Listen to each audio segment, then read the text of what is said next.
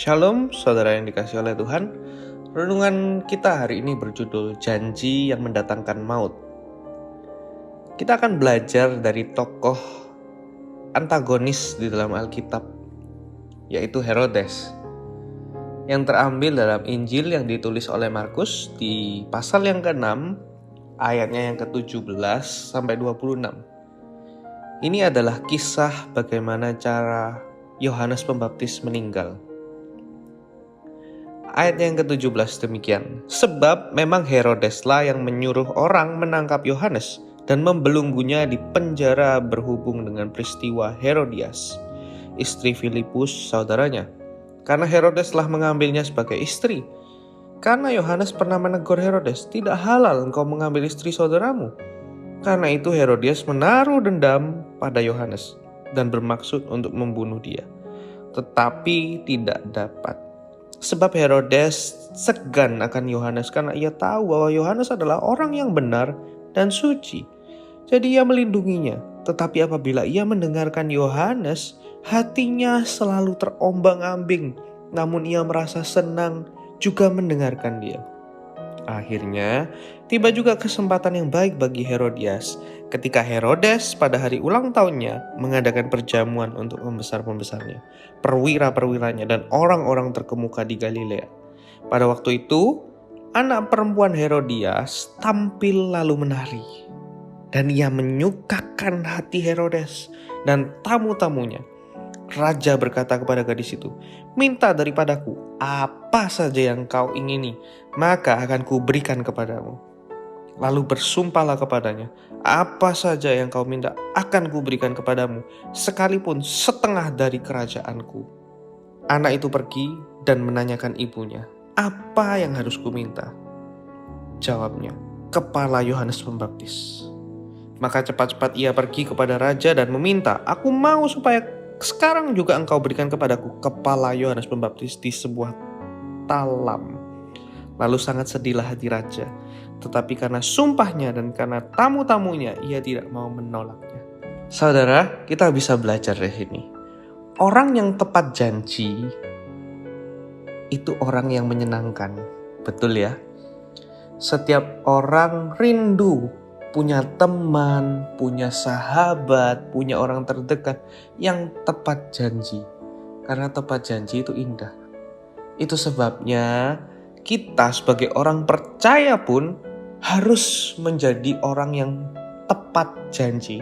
Kalau ngomong A ya ditepatin, kalau ngomong B ya ditepatin. Justru ketika kita tidak tepat janji, di sanalah kita akan jadi batu sandungan untuk orang lain. Tapi saudara, kita bisa lihat di sini. Ternyata janji itu seperti pedang bermata dua. Bisa menyukakan hati orang lain, bisa menjadi berkat untuk orang lain, tapi juga bisa membunuh orang lain. Kita bisa lihat dari kisah Herodes tadi. Herodes membuat janji dengan anak Herodias. Dengan bersumpah kepada dia, apapun yang kau kehendaki akan aku lakukan. Justru karena janji yang dia berikan kepada anak Herodias itu, sumpah yang ia lakukan, justru itu mendatangkan maut bagi Yohanes Pembaptis. Membuat hatinya pun sedih, dikatakan tadi di ayat yang ke-26. Jadi saudara, berhati-hatilah dengan janji. Karena ketika seseorang berjanji, itu harus ditepati. Kalau tidak, nama kita yang jelek. Kita tidak menjadi berkat, justru menjadi batu sandungan. Itu sebabnya jika membuat janji, kita harus hati-hati. Harus penuh hikmat, harus penuh pertimbangan, harus penuh kebijaksanaan. Kita belajar hari ini, janji yang mendatangkan maut bisa mendatangkan malapetaka bagi orang lain dan diri sendiri adalah janji yang dibuat saat seseorang sedang senang. Saya ulangi, janji yang bisa mendatangkan maut adalah janji-janji yang dibuat saat kita sedang senang. Keputusan yang dibuat tidak dipikir semata-mata tertutupi karena perasaan kita yang sedang gembira. Jadi saudara, sekalipun kita gembira, sekalipun kita lagi happy, sekalipun kita lagi sedih, tetap ketika kita mau membuat janji harus dipikirkan matang-matang, dengan bijaksana, dengan penuh hikmat. Itu sebabnya kita kalau mau membuat janji dengan seseorang harus melibatkan Tuhan di dalamnya.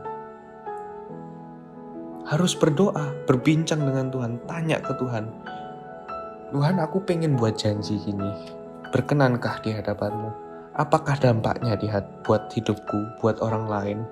Maka Tuhan akan memberikan hikmatnya kepada kita, membantu kita melihat dari sudut pandang orang lain, sudut pandang Tuhan. Sebab janji itu adalah hal yang bahaya. Ketika orang berjanji itu harus ditepati. Itu sebabnya saudara, berjanji itu bisa mendatangkan maut jika kita tidak melibatkan Tuhan di setiap keputusan kita untuk membuat janji. Mari kita belajar hari ini. Jangan asal membuat janji dengan orang lain. Jangan asal membuat komitmen dengan orang lain, pasangan atau apapun, kalau kita tidak melibatkan Tuhan di dalamnya. Kalau kita hanya berjanji karena perasaan kita sedang senang, sedang sedih, lebih baik jangan. Janji harus dibuat saat kita sudah bersepakat dengan Tuhan, sudah menanyakan semuanya dengan Tuhan, melibatkan Tuhan dalam setiap keputusan kita. Tuhan Yesus memberkati.